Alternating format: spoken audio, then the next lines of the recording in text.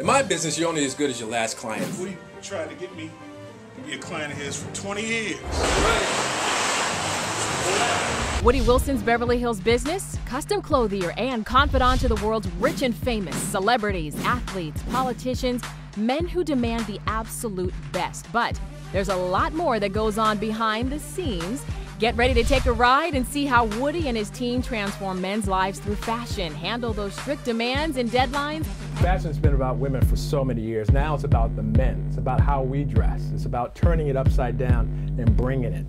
It's about the men, not the ladies. That's right, and on call 24/7 with a client list that includes names like Ashton Kutcher, Dwayne "The Rock" Johnson, Jimmy Kimmel, Sean Combs, Henry Simmons, Al Sharpton, Howie Long, the cast of Ocean's 11, Magic Johnson, Jay Leno, Tina Marie, Boris Kodjoe, Steve Harvey, and color commentating from one client who happened to be in for a fitting, actor Chi McBride. Like the first 2 years, LeBron's suits and jackets, they were impeccable. But now, everything is tight-ass clothes. My name is Woody Wilson. I'm the custom clothier to the stars. If you don't know me, you should know. Wow. I've loved clothing all my life. I wore suits in college. I pledged Kappa Alpha Psi Fraternity Incorporated, Pretty Boys on Campus, yo yo. I'm an East Coast guy who grew up with the expectation of joining corporate America like my parents, although I had bigger dreams. So I left the East Coast, I left the summer homes, I left Martha's Vineyard, and I came to California to pursue my dreams. Talk about dreams coming true with 2 showrooms, a factory, 19 employees and clients around the world. Woody takes on the classy and the flashy. Those are Steve Harvey's pants, right? Yeah. Please welcome Steve Harvey.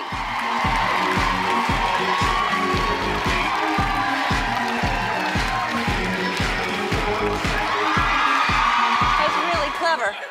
Did you like that? A lot of people have tried to do it. No one has actually had a slit in their pants. No. I had my tailor make the suit for me. That was hot, wasn't it? That was very hot. Yeah. Well, he takes men's fashion and his business seriously, but not everyone is suited for the stress and demands where the clients want it right and right now.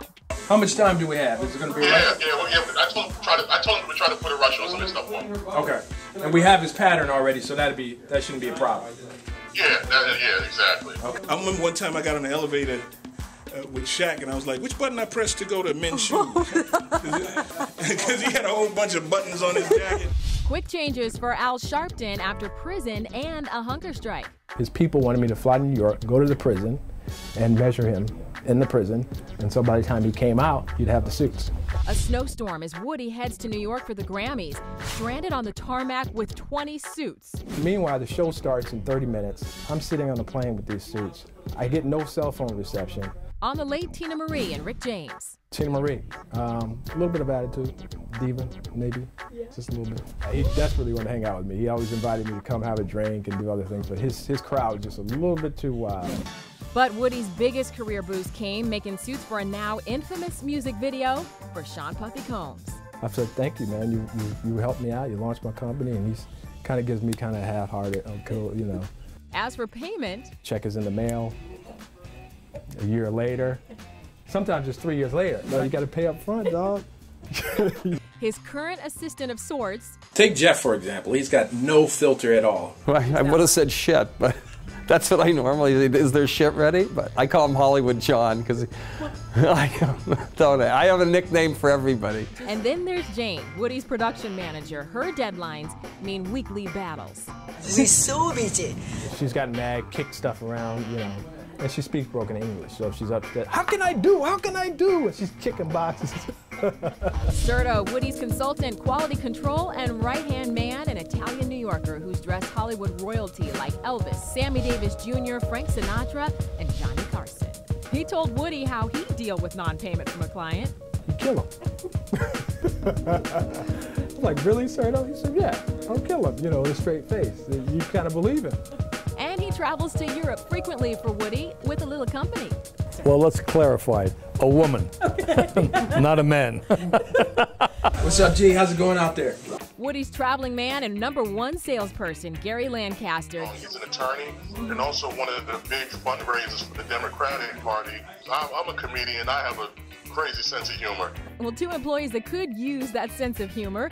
Albino, the man in charge of shipping. Sometimes he's really quiet, too quiet, you know. He's an observer. Well, sometimes I do that, yes, I tell them, yes. How do you get people to leave you alone? Well, sometimes they don't leave me alone, just trying to know them. And Tommy, content in his cubbyhole right here, never taking a lunch break for that ever-important data entry. I think he's more quiet than Albino is. Yeah, you didn't even know he was here, did you? You see, there you go.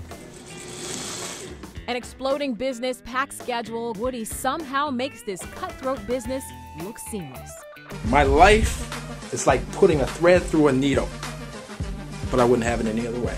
Let me just tell you NBA dudes something. The only dude that looks okay with that curved collar is Pat Riley. He's the only one.